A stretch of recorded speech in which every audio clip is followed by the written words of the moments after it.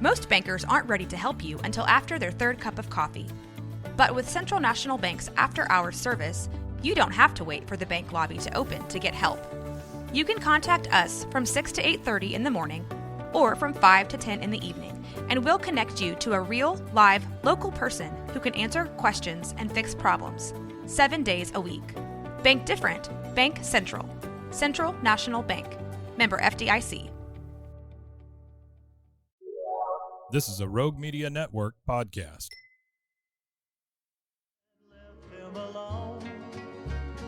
The Waco History Podcast is sponsored by Brotherwell Brewing on historic Bridge Street in Waco. Welcome to the Waco History Podcast. We're going to air for you over the next few months a special series of Waco History Living Stories. These were segments that were originally aired on KWVU here in Waco.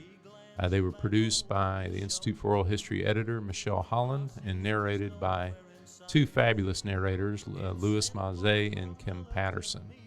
And so these highlight oral histories from the collection of the Institute for Oral History at Baylor University, which I direct, which has been around since 1970 and has over 1,000 interviews related to Waco and McLennan County history, and we're happy to highlight those here. Cross the Brazos at Waco, ride hard and I'll make it by dawn. Cross the Brazos at Waco, I'll walk straight in old San Antonio. Eric Ames is with us. He's a man of many hats, like many of our guests that we have. He is an adjunct lecturer in museum studies. He's a assistant director for marketing and communications for ITS and for the libraries at Baylor University. He is a published author. He is an excellent father. He's a good American. He's all those sorts of things. You forgot devastatingly handsome. Oh. One of the things Eric has done for the community in recent years is he helps lead a walk on the anniversary of the Waco tornado, May 11th every year. And so when we're talking about doing a tornado episode, I could think of no one better to bring in than Eric, who's thought about this and the way in which you look at the landscape and talk about the tornado. And so that's why Eric's with us today. Excellent. So I think we've been talking about doing a tornado episode since the very beginning, yes, because it is so crucial to Waco's history. So when you talk to somebody about the tornado, where do you kind of start? I like to start with having people imagine they're being walked through downtown. It's one of those locations where so many people start their journey in Waco. If they're new to town or if they're visiting and just driving through, I say, okay, think about downtown, orient yourself to the Alico building, and then think about the fact that this storm came through and radically altered the built environment that you're standing in as a part of. And to think about the loss of life, to think about the destruction and just how much all of that could change in a matter of minutes, and to sort of orient yourself to this one destructive force and how its effects are still felt today. I think that's where I like to start. Some people start with an anecdotal story about someone who survived or didn't survive. Other people just talk about a building that was lost. But I like to say, when you're downtown, you can see the after effects of that storm today in a random parking lot, in a memorial to a building that's long gone, just to the way that downtown is still shaped at the present. So that's where I like to start, is just to think about that built environment and how that looks. Well, can you paint a picture for us? So say someone is listening to this podcast and standing in that corridor. Can you kind of explain to them what they would see? I mean, let's take us back to 52. You know, what the feel of that area would have been like, and what they may have seen as they kind of stood in the corridor of because we're going to talk about a lot of loss here, but you know, we want to get a sense of in the physical environment how that would have looked. Some of the things you'd see would still register today. You'll see the Roosevelt Hotel, you'll see the Alico, you'll see some of the businesses that have survived to this day. But what you won't see today, and what you would have in 52, is a lot of wooden frame buildings, brick facade buildings that don't have any kind of internal structure to help keep them up, in a sense, during a storm. But there are a number of wooden buildings that date to the late 19th century. Lots of multi-story buildings, 4, 5, 6 stories, even some that are as tall as 10 and more, that make the downtown feel more crowded than it does now. There's an actual bustling city square. You know, there's a city hall, there is a range of buildings all around it in the traditional, what we think of as a city hall or the city square layout, that you still see in some Texas cities today. You would have seen that. You would have seen a bustling African-American business district on Bridge Street. You would have seen people coming into town to do their shopping, to do their business, everything from dry goods and groceries to clothes, jewelry, fine goods, people bustling in and out all day. You would have seen movie theaters, restaurants, places for amusement like pool halls, billiard halls, domino parlors, all kinds of things that just aren't there today. But it was very bustling. It was a hip place to be. You saw lots of neon. You saw lots of, fine vintage 50s automobiles driving around. It would have just been a very different scene than it is today. Was there any sort of warning, or did anyone know about this or think about the idea that there would possibly be a tornado that could come right through the middle of Waco? Was that even on anyone's radar? Not really. And there were a few things that reinforced this sort of laissez-faire approach that, things can't really be that bad. One of the most pervasive stories is that the Waco Indians had a myth and a legend that had been passed down to right up to the present day of the tornado, that there had never been a big wind, a major storm in this area because where Waco was situated on the river was just down from the bluffs in Cameron Park, and that something about that location protected the city from any kind of disastrous storm. So people sort of took that as gospel truth. And so even the day of the storm, on the front page of the Waco Trib, there's a mention that there are storms on the way from West Texas. We don't expect a high danger level. And remember that we've always been protected. Remember the legend.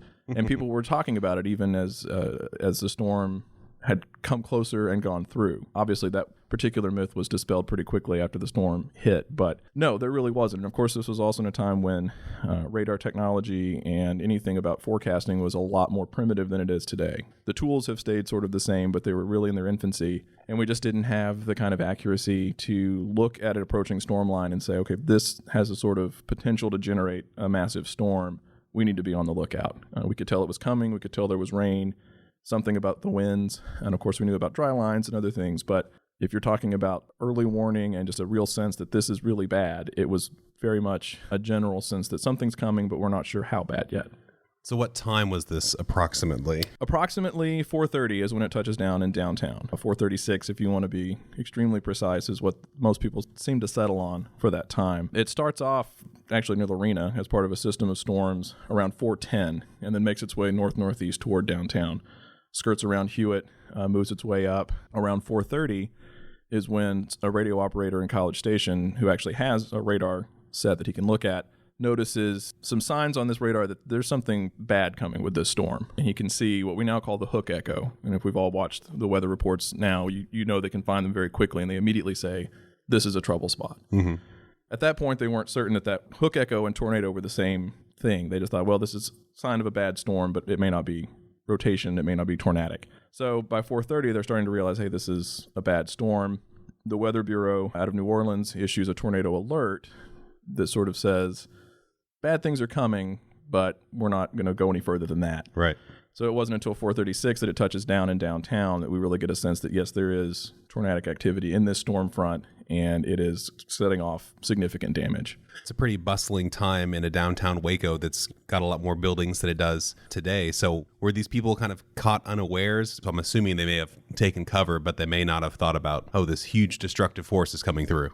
Right. And I think that's probably what contributed to the high casualty and fatality rate. The reports that I've seen, and Stephen, certainly feel free to hop in, but from what I've seen and read, it was one of those storms that we've probably all seen at least once where the clouds come down, it's very dark, the winds are up, so you know it's a bad storm. Some people comment on the green sky, that it was just the sky was green, everything was upset in the atmosphere, and it was so threatening, and the winds were so strong and blew the rain essentially horizontally that you couldn't see anything. So this wasn't like the classic Dorothy in Oz sees the funnel coming from across the plains and can get to the basement and hide. Right. This was wind, rain, massive winds, destruction. Yeah. And it happened very quickly. Yeah, oral histories talk about that fact that it came out of nowhere and there was no time to prepare. So there wasn't, we can think about technology, but even reading kind of the weather and knowing something bad's coming, they talk about not knowing that. Yeah. So I've been through a few close call tornadoes myself, being from Oklahoma, and I feel like that's kind of common. A lot of times you can't see it because the storm around it is so chaotic and crazy, and if it kicks up a bunch of dirt and stuff, you can't tell. For me, it's always that sound, the freight train sound, and that's kind of how you know this is something different than just a thunderstorm, right? Right. In the oral histories, people do try their best to describe what that sounds like. You get the classic freight train sound that it just sounds like a freight train barreling down at you at a very high speed, and it's very loud and rumbling. There's a roar, just a wail, just this sustained noise for a brief time. And of course, that's the scary thing about tornadoes is they're unpredictable. They hop around, they move, and you can't always tell when they're going to touch down and pop up. But they're also a lot of sound and fury packed in a very short time from where you are. They'll just hit, and then they move away, and then you're just sort of dazed. You're left to think, what happened? What happened and what happens next? I'm from the Texas Panhandle, so I've lived through plenty of those myself. Thankfully, up there, it's so flat, you can usually see them coming somewhat. But you have to think, too, if you're in that downtown environment and there's all these buildings around you and you're just doing your business, it's raining, it's dark and it's ominous, but it may not be as apparent to you that this is as bad as it is. Right. And then you also get the added complication of buildings packed together, winds are channeling through. Anybody that's been in a downtown, when the wind kicks up, you feel it coming. It would make things probably more traumatic to you if you were to experience it. And they'd read in the paper that day that there wasn't expected much activity in Waco. I mean, the weather report was for mild weather. The general sense was, we'll get some weather. It's going to move in from West Texas. Don't expect anything dramatic. And in fact, the forecasters at the time didn't like to put the word tornado or tornado risk into forecasts because it might panic people. Right. Today it seems like meteorologists sometimes are really excited. Oh my God, there's a possibility of a severe storm. There may be tornadic activity, so be on the alert, which we love and we need to keep us safe. But back then it was the opposite. It was, don't say that word. It could panic people. Just say storms might happen, but they also might not. And remember, the legend says we're all safe anyway. So where did it first touch down, kind of in the area? Generally in the area, if you take Waco to be the area, it would have been Lorena, around 410. The downtown area, it first touches down around 430 on what would be the south side of downtown, and then moves its way northeast through the path of the eventual storm, crosses the Brazos River, goes into East Waco, does significant damage there too, mostly residential buildings. There's some injuries and a small loss of life, and then it sort of hops over until it dies out around Axtell. So if you think about carving a path basically from Lorena to Axtell, with most of it downtown Waco, in fact, the concentration of damage is in an area roughly bounded by 4th, 5th, Austin, and Franklin. Okay. That's where the highest amount of damage and death. 61 of the 114 deaths happened in that square. And so we think of it as the Waco tornado because that's where all the damage was, but it was a pretty large tornado with that big swath going right through there. It was. In fact, there was an observer who first saw it sort of breaking down from this line of clouds near Lorena and talked about it looking almost like a plow coming down out of the sky, that this was, it looked like it was carving its way out of the storm front and moving toward downtown. It was actually part of a larger complex of storms that had moved in and started doing some damage in San Angelo and moved from west to east toward the Waco area, just spawning storms as it went, like we see every spring. Dry lines move in from the west, you get the moist air from the Gulf, they collide somewhere, that turns into rain. And so the Waco tornado was part of a whole series that stretched from Texas all the way up into the Midwest by the time it was all done. Yeah, it caused some deaths up in the Midwest, I think, as well. It did. Yeah. I think 144 total from that line of storms, with 114 being the Waco deaths. So I'm going to interject some of my family lore here. I've always heard, because my great-grandfather designed the Alico building, that people rushed in there when they saw the storm was coming, and that because it was able to sway with the winds and keep standing, that it may have been credited with saving people's lives. Is that something you could confirm in your studies? I have heard that story before, and I think absolutely without a doubt, that building was built to withstand something like that, and it did. We know that it moved. Some people say, well, it swayed 10 feet back and forth on its foundation. Others say, well, it sort of twisted a certain number of degrees on its axis. What we know is it moved, and we know that it survived, and we know that there were lots of people in it at the time. We also know that building was a sort of rallying point for recovery efforts because it was so tall, it didn't fall down, and people could point to it and say, this is a really easy spot for you to get, and then immediately get off and help with the recovery in another part of downtown. So we know it was a very well-engineered and built building, especially considering it was, early 20th century building, very deep foundation, steel superstructure, and very well constructed. So we know that contributed to it surviving the storm. I would not be surprised if people did run to it because it had been advertised as a really strong, stable, well-built building. It would make sense that you would want to go and seek shelter there. So the numbers of people saved may be inflated because people were running there maybe after the storm to try and find their loved ones, right? I think so. And Stephen runs into this all the time with oral histories. There's so many of these stories that I think there's a grain of truth to all of them. The hard part is sussing out documented fact. And so every year I do this walk, the last 3 years, I tell stories and say, look, we've seen oral histories that record this. We've seen newspaper reports. We just heard stories from families on and on. I'm going to tell those stories and say that many of them make logical sense. If I'm in that situation and I know the Alico is well built, or I know I have family downtown and I know that it's still standing, I'm going to go there because I'm going to hope that with all of the communication lost, this is a place that people can find me. It's like a beacon. Right. No cell phones either. No cell phones. Landlines get sheared off almost immediately. Radio communication gets knocked down because of towers and various places being damaged or destroyed. So you're essentially cutting off downtown from the rest of the area. And it had to have been terrifying. If you had children downtown, family members, loved ones, it had to have been just absolutely terrifying. Mm-hmm.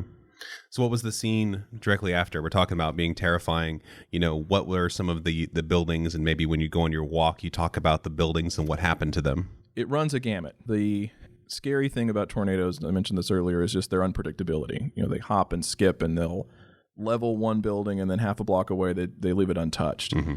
So you would have seen some buildings that sustained minor damage, awnings and windows broken, maybe a roof torn here and there, next to a building that's just a pile of rubble, some say up to 5 feet deep, of brick, steel, glass, water spraying everywhere from broken pipes. Mm-hmm. There was a real fear that gas lines would rupture and cause explosions. You would have seen dazed, injured people coming out of buildings wondering what happened. Some people thought a bomb had gone off. There were some explosives in the National Guard Armory building, supposedly, that, in fact, one of the guardsmen, when he found out it was a tornado and not an explosion at the armory, was oddly relieved because he thought, okay, thank God I didn't make a mistake and cause this. So you would have seen a lot of water spraying. It's still raining. There's still wind. It's still a storm. It would have been probably very quiet compared to the roar of the storm, but then it would have been chaotic after that with people screaming for help, eventually sirens and rescuers coming. It would have felt honestly like a war zone, and several people have described it that way. They've said it felt like the experiences I saw in World War II, which is really scary to think about. We think today about being able to rely on a cell phone to call somebody for help, or that the police and the feds and everybody else will just know what to do. At that time, there was no coordinated network for that sort of thing. And so the immediate aftermath, it became look for survivors, get people treated. As the days go on, it becomes how do we keep looters and pilferers away? Because there's a lot of buildings downtown that we know have expensive goods in them and people might try. That was actually not that big of a concern as it turned out. But we're still looking for people trapped in the rubble. We're still looking at how to coordinate local response with state response with the National Guard folks who are in Hillsborough, Waco, and Temple. You're looking at trying to get family members reunited with casualties. It would have been absolute chaos. Mm-hmm. Where were the most fatalities? The most fatalities in one place were in the RT Dennis building. In fact, of the 31 people who were on duty that day, 22 of them died in that one building. And that's a building that's at 4th and Franklin, directly across the street from the Alico. It's where the new memorial tornado sculptures are. So if you think about that whole block, that would have been the RT Dennis building and the old Paget building combined in that area. That was where the single highest loss of life occurred. It's also where some of the biggest stories about survivors and some of those stories that become legend, one in particular we can talk about later, kind of came from. But that was where the biggest impact was felt, which is interesting. You mentioned the Alico because it's literally across the street. Mm-hmm. And this building that was engineered in the early 1900s across the street from a building around the same rough time, the difference in the outcome of those two. The Dennis building was wooden interior structure, brick facade. It was not built to withstand a storm of that magnitude. Mm-hmm. 5 stories tall, it almost immediately collapsed in on itself. And so that's why you got that quick and intense loss of life in one place.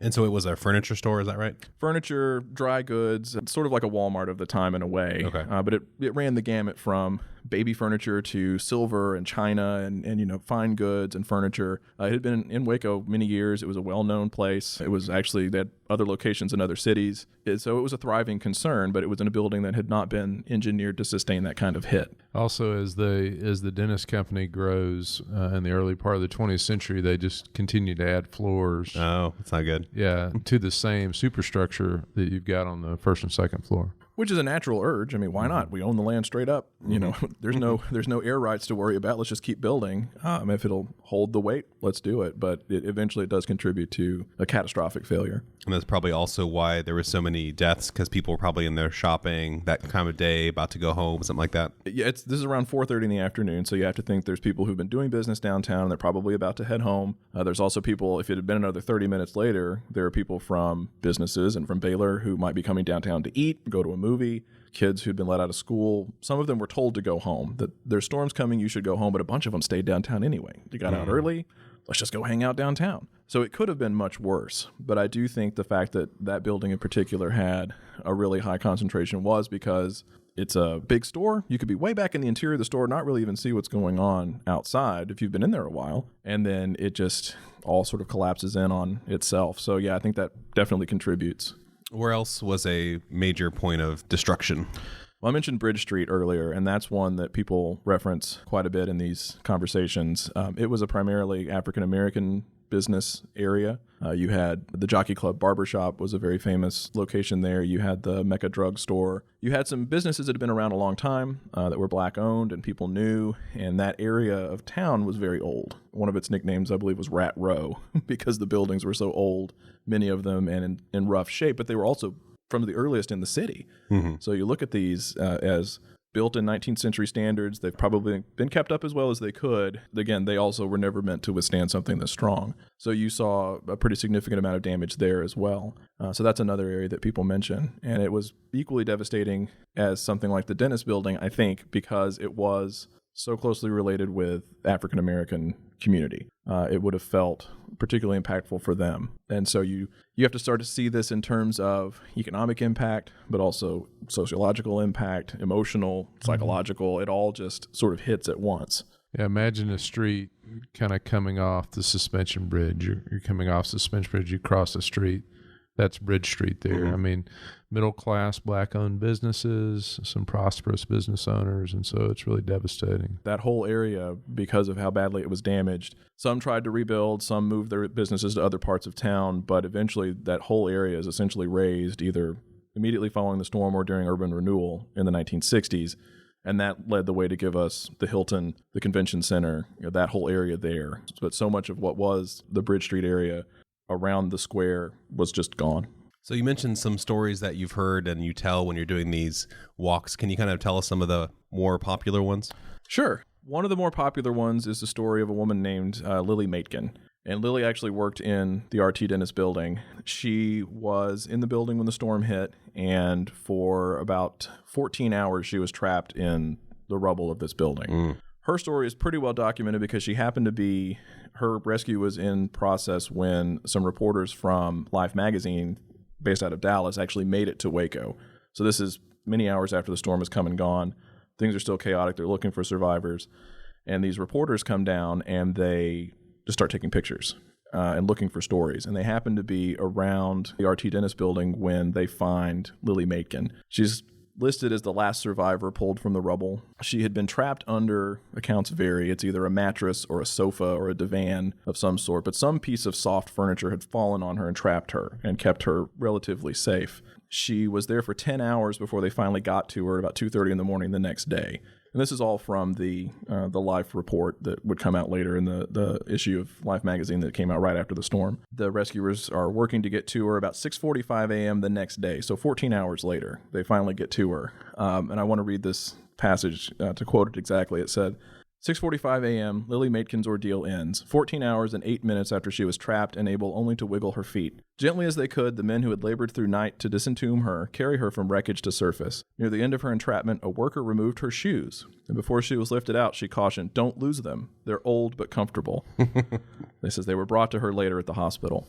That Life magazine story that mentioned the rescue of Lily Maitkin described the whole setting like this. By May 11th, the warm, close weather was uncomfortably routine to the people of Waco, Texas. The day before had been muggy, and the day before that, too. The big news in the Morning News Tribune was of a tornado in far-off Minnesota. At mid-morning, the New Orleans Weather Bureau warned there might be a few tornadoes close to home. But an Indian belief that tornadoes would never strike Waco had always held true, and no one in the city worried about the report at 1:30 p.m., the Waco weather forecaster announcing no cause for alarm. 3 hours later, the skies suddenly darkened. People scurried for shelter from the hail and slashing rain, and at the edge of town, a cemetery workman looked up to see a thick black wedge forming under a low cloud. At 4:37 p.m., the black wedge in the sky struck 5th and Austin, gouged the earth for a block, and left the heart of Waco a broken coffin for scores of schoolboys, housewives, and motorists. That's some evocative words right there. It is. I mean, so people love the Lily Maitkin story because it's a bright light in a pretty dark area in the storm. That's one that I like to tell. Another one that's also sort of lighthearted was the manager of the Katy Park baseball field. Katy Park was downtown, adjacent to what we now know as the Magnolia Silos, very close, right on the railroad tracks. It had been there for years, and during the storm, it sustained some pretty heavy damage. Prior to the storm, the story goes that the manager of the ballpark used to complain all the time about the trains that ran back and forth next to the stadium because they were loud, they disrupted the games, they just were an eyesore. But during the storm, he realized something bad was happening and he didn't want to be caught somewhere that could crush him. So he ran and he hopped in the cab of a locomotive that was parked on a siding next to the stadium. He rides out the storm, he gets out, he's alive and grateful. And so the story is that he never complained about the trains again. The coda to that story is that they do eventually do almost $500,000 in repairs to that stadium to try to bring it up to code and make it appealing again. The team plays another year after a late off season when they move to Longview and plays a different team. They come back. They're the Waco Pirates again. They play for a year. For whatever reason, interest has waned. It doesn't really catch up to previous records of attendance. And so in 1956, the team finally just disbands and leaves. When I do these walks and we stand where that baseball stadium used to be, there's a lot of people that take this walk that had no idea there was a minor league team in Waco and that Babe Ruth played here. And, all these famous people came through. But there are people in this town that are passionate about Waco baseball history, and they just really know everything about that stadium. But the ending of it is just, it's a sad sort of postlude to what happened during the storm. Mm-hmm. We should bring it back. Definitely a episode idea for later. It's on the app. You can check out the Waco Pirates if you want to learn about the Waco Pirates. Absolutely. And that's one thing I wanted to plug too, and you can leave this in or take it out. But I mean, the Waco History app is an amazing source for some of these stories, and just the documentation is unreal. I reference it all the time for these walks. And we'll leave it in. Perfect. I mean, I love finding those stories and looking at the locations. There's so much it can be hard to condense down, but that app in particular, and then there is essentially a tornado path walk as part of that app that does a great job of distilling a lot of this down and lets people be able to walk it on their own if they don't do one of these annual tornado walks with us. Now, one of your stops, I know, along your walk is the First United Methodist Church. Can you talk about that a little bit? Yes, so that was also in an area very close to where Katy Park is and where the silos are now at 5th and Jackson. And it's famous for primarily a photograph that was taken after the storm of its steeple, which was ripped from the building laying in the street. Sustained some pretty significant damage to the roof and the steeple. That building, or that congregation rather, was already 100 years old in 1953. It had been founded in 1850. So a very old, long, deep-rooted church in Waco. So they had, plenty of reason to want to rebuild. And the story is that they did. They launched a fundraising campaign immediately. They said, we're going to restore, we're going to rebuild, we're going to come back. And within 6 months, they had restored the steeple to its former place. They had repaired the damage, and they were back up and running almost as it was before the storm. Now, I say was in that location. Eventually, it is no longer in that location. They move. It becomes the First Methodist Church, the building which is now at Cobb's, the mother church for Waco Methodists. So that building eventually was torn down, but it did serve as one of those sort of symbolic, we can rebuild, we can thrive opportunities that were numerous in Waco. I think that's part of what helped to heal the scars as well as they could as quickly as they did. It's actually my church. Fantastic. Beautiful. There are some examples of that. I think just as a city, Waco impressed the state and the nation, quite frankly, with in a place where there was a lack of a blueprint for what to do. Essentially, they banded together very quickly, and regardless of socioeconomic or racial lines, they would come together and really work to restore so many of these things that were important to the city. They knew some things were lost forever, lives most importantly, but buildings, other things that they couldn't really bring back. But there wasn't this sense they're just going to roll over and give up. Individually and collectively, I think they tried really hard to bring back downtown and the parts that were affected as much as they could. The man who was mayor of Waco at the time was Ralph Wolf. He had been a coach of the Baylor men's basketball team. He had actually been on the bus during the Immortal 10 bus crash in 1927. He got really high praise for the way he handled the aftermath of the storm. Legally, he was empowered to use the military to declare martial law in this situation if he had wanted to. Some military personnel from James Connolly Air Force Base really encouraged him not to do that. They said you're going to hand over all local policing to the military.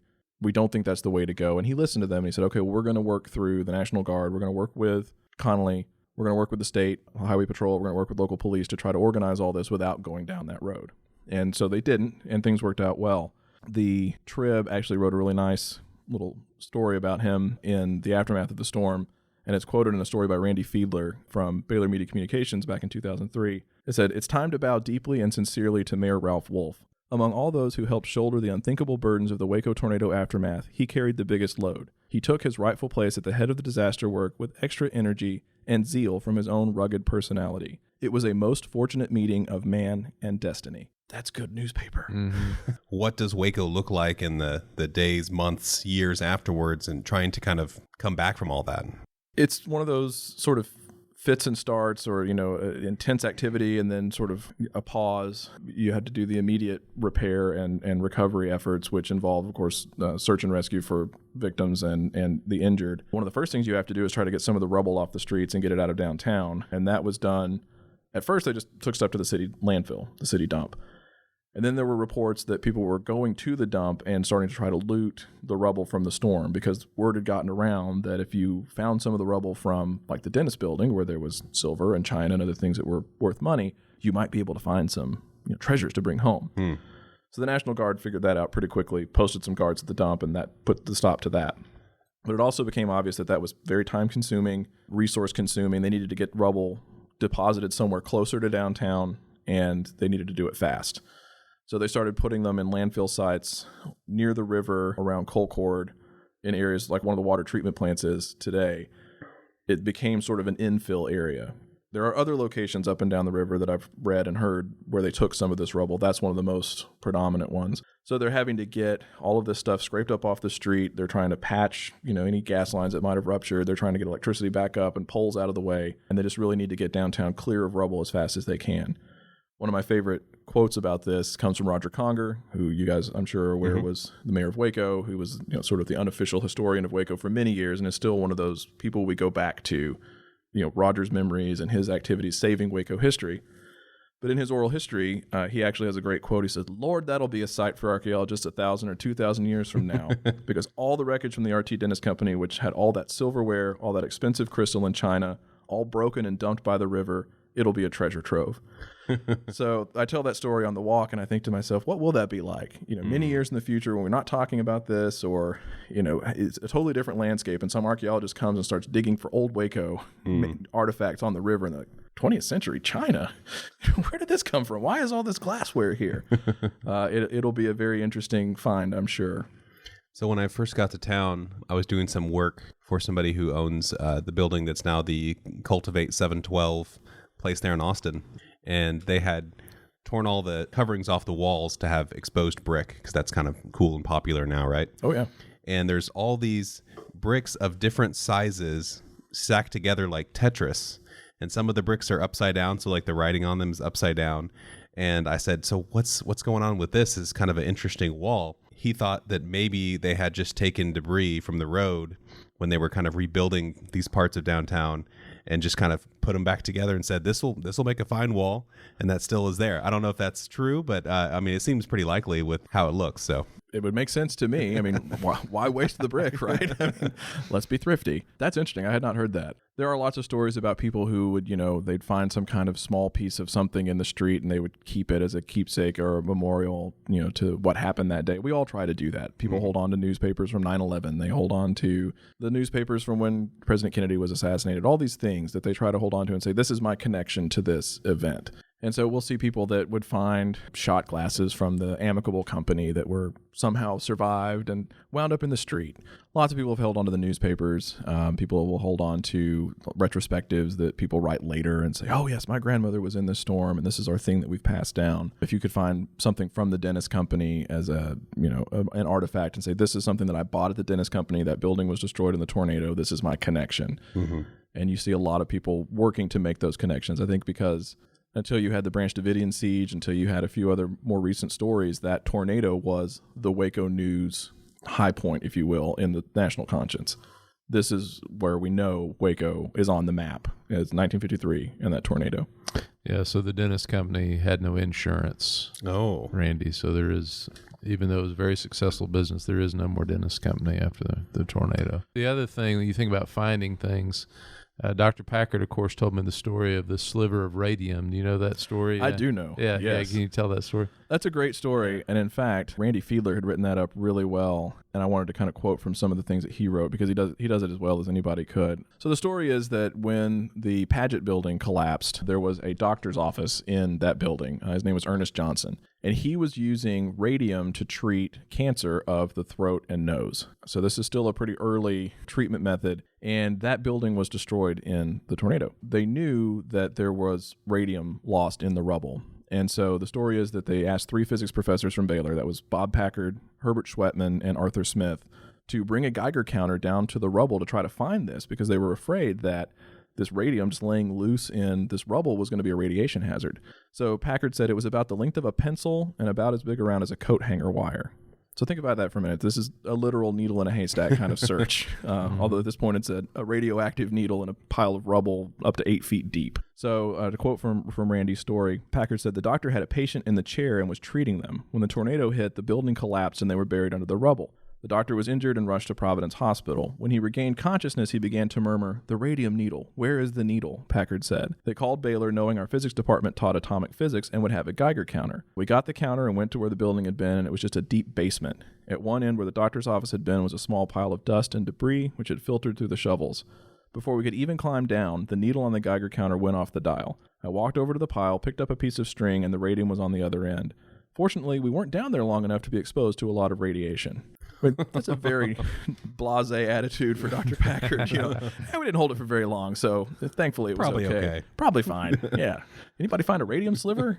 Let me know. The other thing I think of with regard to the aftermath, and I thought of this with the West explosion, which at some point we'll of course talk about. That's recent events, but in the agony for that community of this series of funerals that were held after the event, and just what the community must have gone through with this tremendous loss of life, as every day was a series of funerals, you know, or memorials for a number of weeks. Yeah, and I think the double agony of that is that because you were lost in a mass casualty episode, you lose some of your individuality in that. Yeah. Families can try to say, well, this was my husband, this was my aunt, my cousin, and that can be successful to a certain extent, but when you're one of 114, Yeah.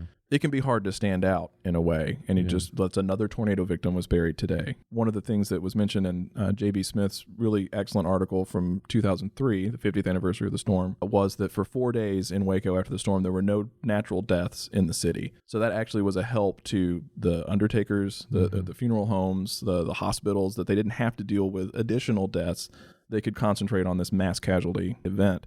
But no, I mean, you're right. It would be incredibly hard to know that not only had you lost someone, but you were going to have to sort of wait in line in a lot of ways to get the kind of after-death care that you wanted to get for your family member, while you're also still trying to decide, okay, well, do I have damage at my home? Is my business intact? Do I have somewhere to work after this? Do I even, try to venture downtown? What if I need something that I had to buy from downtown and now I can't get it? It would have been extremely difficult. When is downtown kind of back up and running again? When are people doing business? When are the streets clear? To an extent, it's not too terribly long after the storm. Within a few weeks, most of the significant traffic impediments seem to have been cleared away. They had a pretty good sense of, this building is safe, this building is not. They would have started to make a plan for bringing, everything back online that needed to be, restoring power, bringing phone lines back in. Within a few weeks, you probably could have come downtown and done some business, but it's not going to be until years later, in fact, even into the late 60s, before most of the very prominent visible scars are taken care of. And that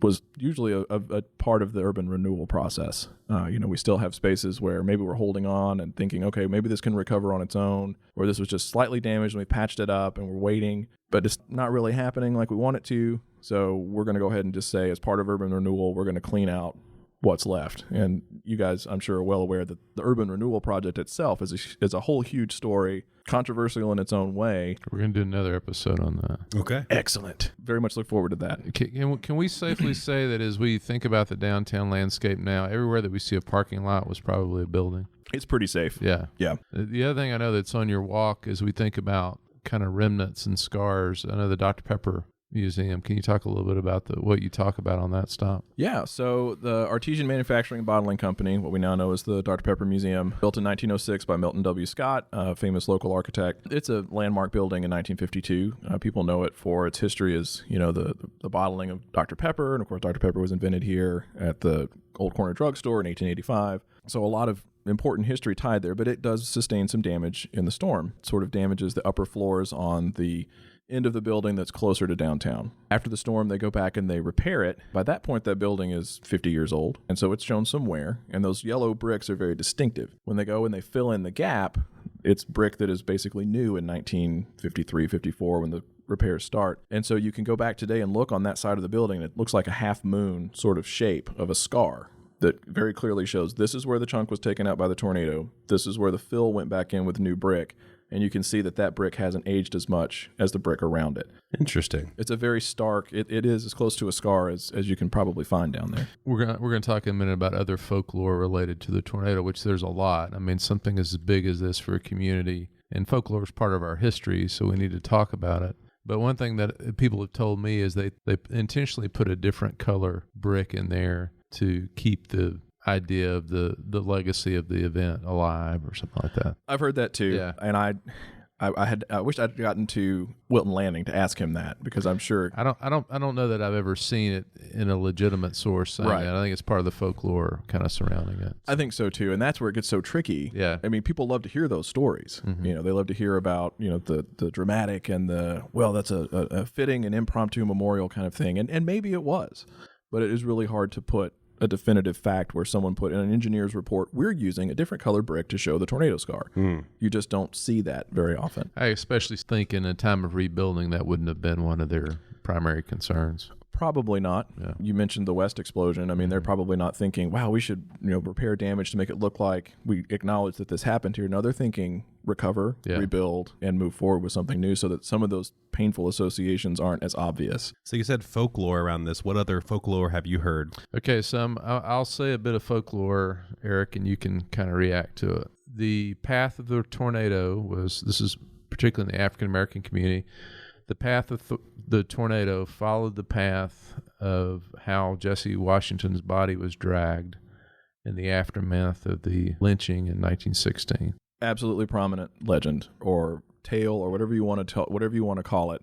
I get asked that every time I do a tour, every time I do a talk. And so that was very prominent, and that popped up pretty quickly after the storm, which is sad because the storm actually forced African American and white communities to work together to recover. In fact, I was going to mention this. There was a woman quoted in J.B. Smith's article from the Texas Extension Service who was African American who said people just forgot about race and rolled up their sleeves. I just got there and started working. I'd never seen people work together like that. For that time period, we didn't know anything about race. It was too bad we had to have a tornado for that to happen. So to know that was the case, and then very quickly after that, this story about the Washington lynching, and for those who aren't familiar, that was a very heinous act that happened in 1916 when a young man was accused of raping and murdering a white woman on a farm in Robinson. He was put on trial, convicted, and before anything could happen, he's dragged out of the jail and lynched. Reports say that something like 10,000 people gathered to watch this. It was an extremely disturbing event in Waco history and difficult to talk about. Can you say for certain that the tornado followed that exact path? I don't know.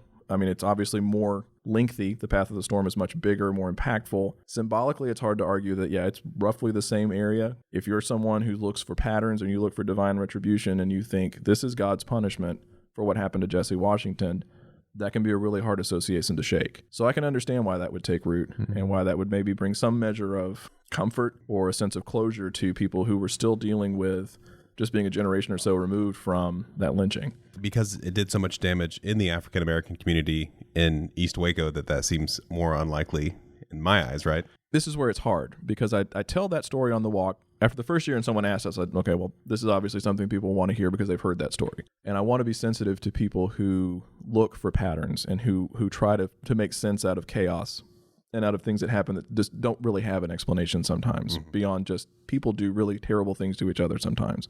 But you're right. If the destruction is fairly equally impactful on African American, white, Hispanic, anyone who lived in this area was impacted by that storm in some way, it seems odd that would be this is it. This is a sign that this was retribution when everyone suffered equally.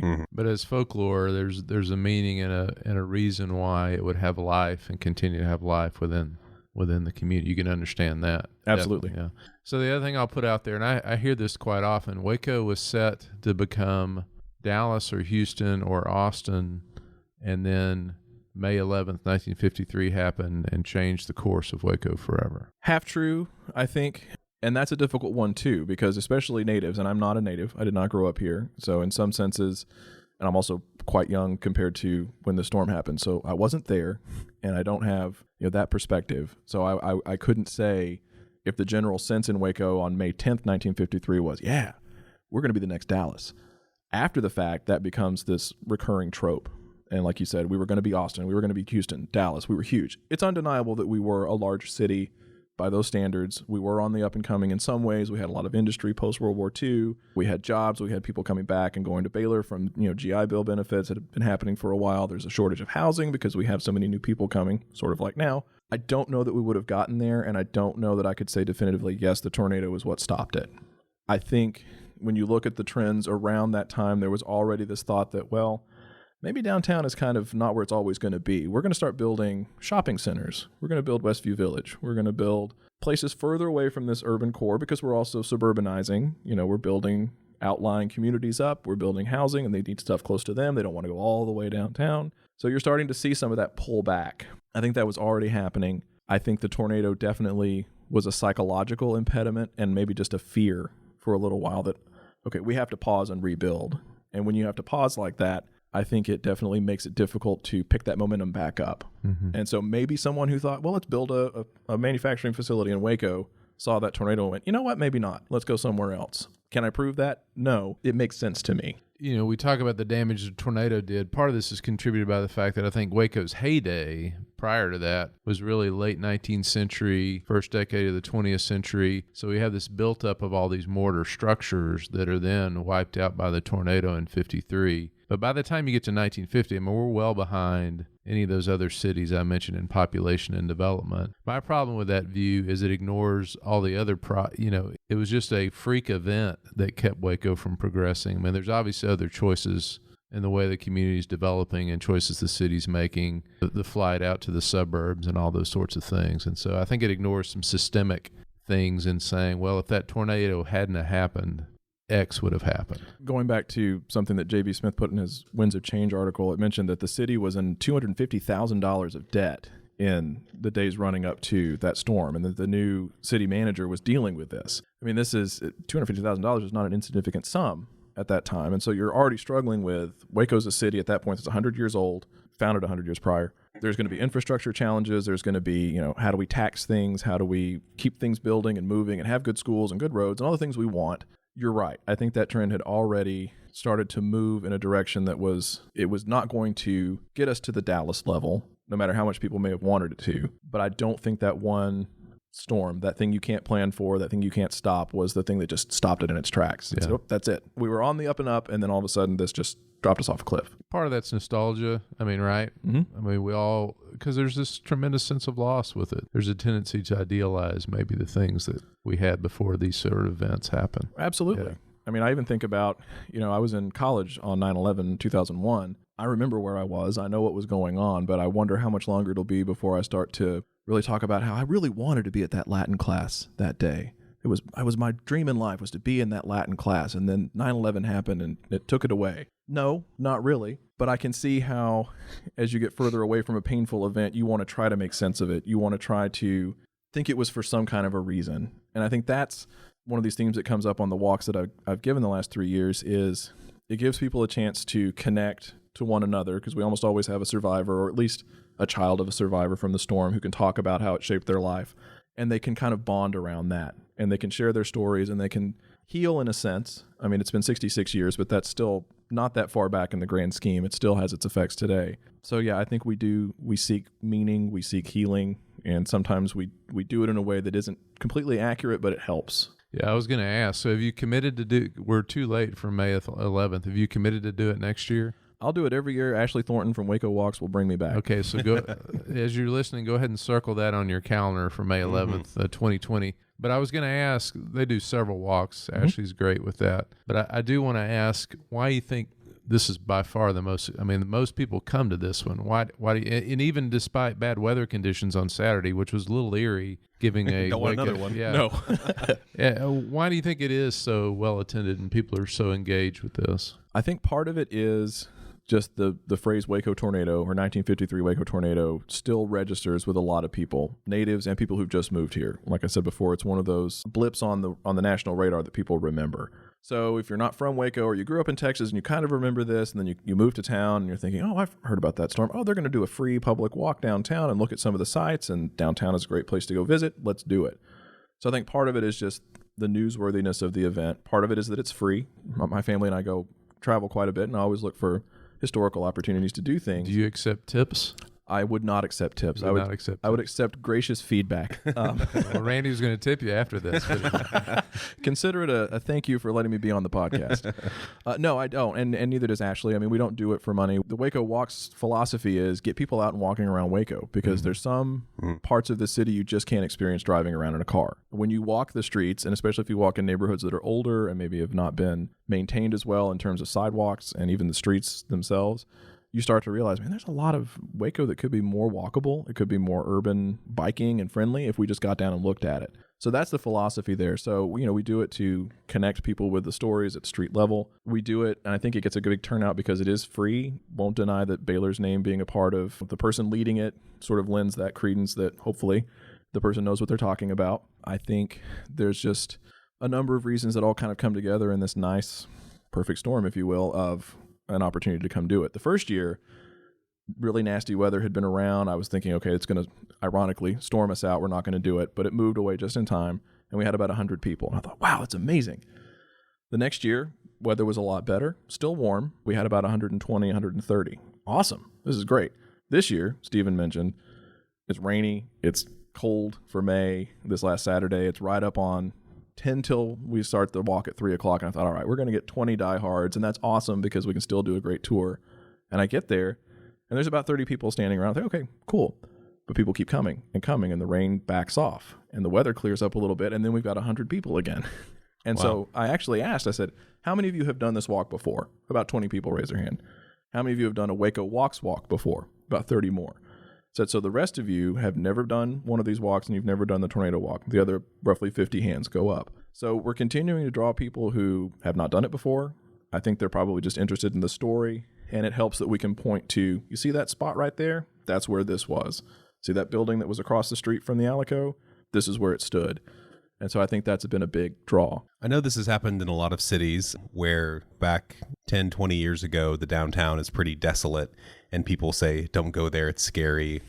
And then now it's kind of coming back. Do you think the tornado set back Waco more than other cities even? I think so. I think if nothing else from just a psychological standpoint, I think it's hard not to take into account the fact that there might be just a little apprehension that if, you were going to go downtown, what if this happened again? Now, the likelihood of that is very small. But in your mind, the back of your mind, you're thinking, if I'm downtown and something bad happened, a lot of people were hurt and injured and there was some pretty severe damage. Maybe I won't go. So I think there was probably a certain amount of that. I mean, obviously the economic ramifications of having to rebuild so much of that. Many people were uninsured. Their businesses were uninsured, or they were just barely making it as it was. They didn't have the ability to come back and cash flow a total rebuild and say, hey, we're back in business. So a number of them would have just said, all right, I'm going to go somewhere else or go do something different. So I think it was more impactful than some of the other cities that just sort of slowly faded away just due to the changes in economics. Or urban downtowns aren't doing well in the 50s and 60s. And so the idea of rebuilding one in the 50s and 60s with limited capital, people wanting to invest and put money down there is a big challenge. And they tried several different sort of schemes to bring downtown back. Stephen laughs. I want to do one on that. I want to do one on We're touching on all the different... The Austin Avenue Walking Mall. We're going to do a whole episode on that at some point. It's amazing how many of these sort of jump out from the tornado, right? So you talk about the devastation and the destruction and the sad things, but you also look at how it played a role in urban renewal, which also would have had something to do with civil rights and race relations. All these things are happening together, and that's 10, 15 years after the storm. The Austin Avenue pedestrian mall was a thing that leads to later in the 80s, hey, let's save the Hippodrome. Let's try to do something to downtown to make it spark and move forward, which goes to the 90s, which leads to Spice Village, which is in a building that was damaged by the storm. So many of these things you could trace back to that event if you wanted to. And I think it would be hard to deny that on some level it played a role as you moved forward with all of them. I think of it like, everybody's got a scar from something in their life and they carry that with them, but it makes them who they are. And the tornado makes Waco who we are. Absolutely. And that's, on these walks too, one of the things that sort of brings me back to the present and makes me sort of wistful is, much like the World War II generation, we're going to start losing the tornado generation. I was privileged to speak at a Waco High class of 59 reunion last year. So these are people who would have been 18 in 1959. So you backtrack 6 years, they're around 10, 11, 12 years old. And they remember it. It's a lot of stories about, mom putting me under the bed or, daddy bringing me in from outside and I didn't want to, but I had to go in. But they remember it. It's not going to be too much longer that they won't be here. And so their kids have heard the stories. We hope they've gotten them down somewhere. We hope those people have talked to oral historians, written it down in a journal, done something, but we're losing them. And it's almost every year or so, ironically, the closer we get to the tornado anniversary every year, that there's a story in the Trib about, man finds 30 unpublished color slides of tornado damage in his grandfather's locker. That's going to continue to happen, but I wonder how much of that is lost because grandkids don't care and just throw everything out.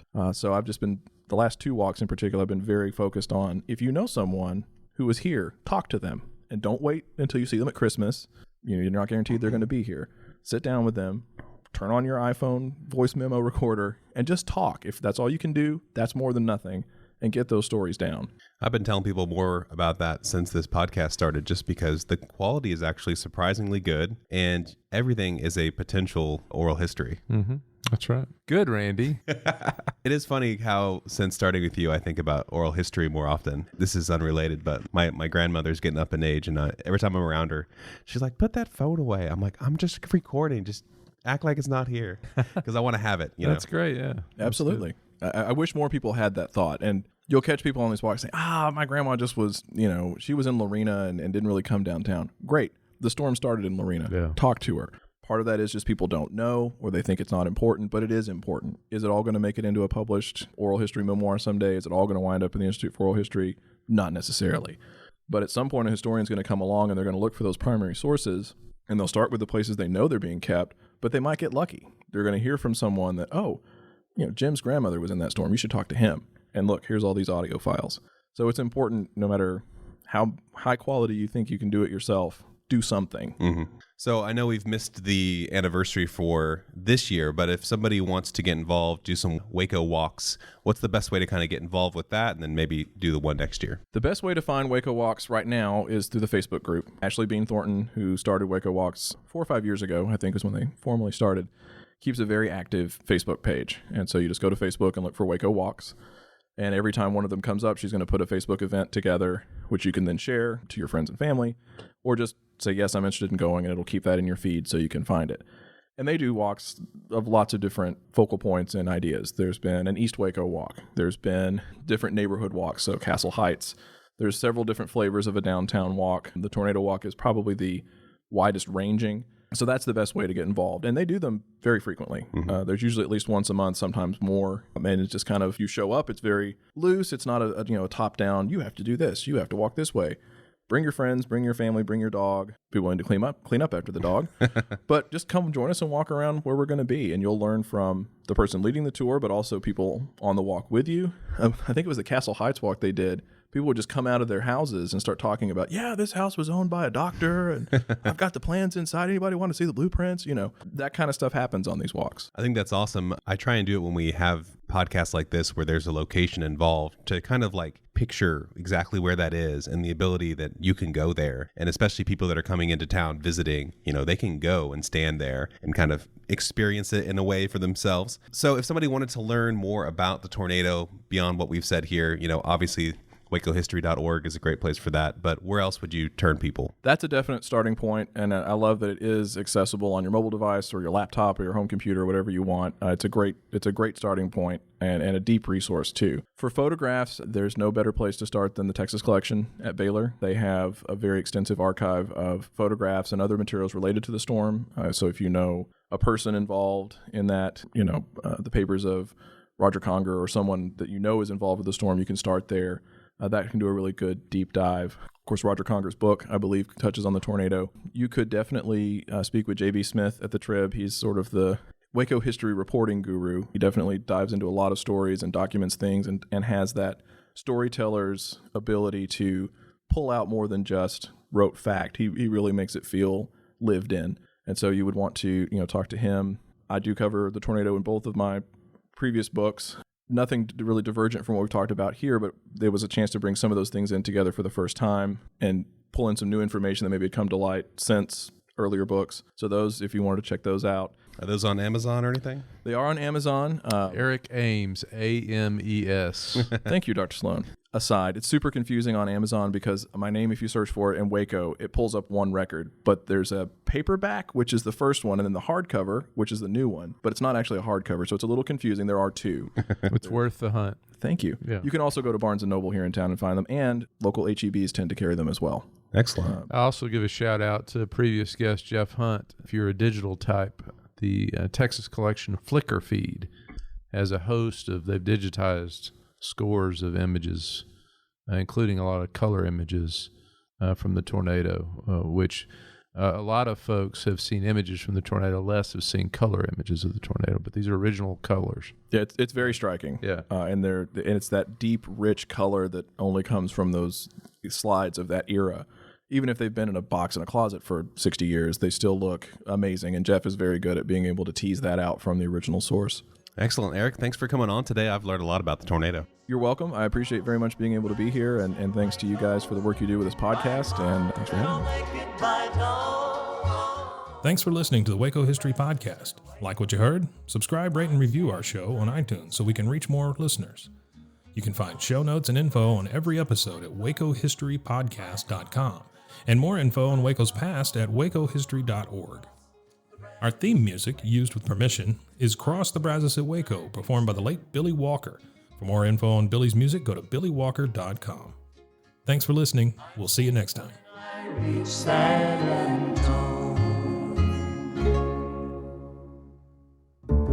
This has been a Rogue Media Network production.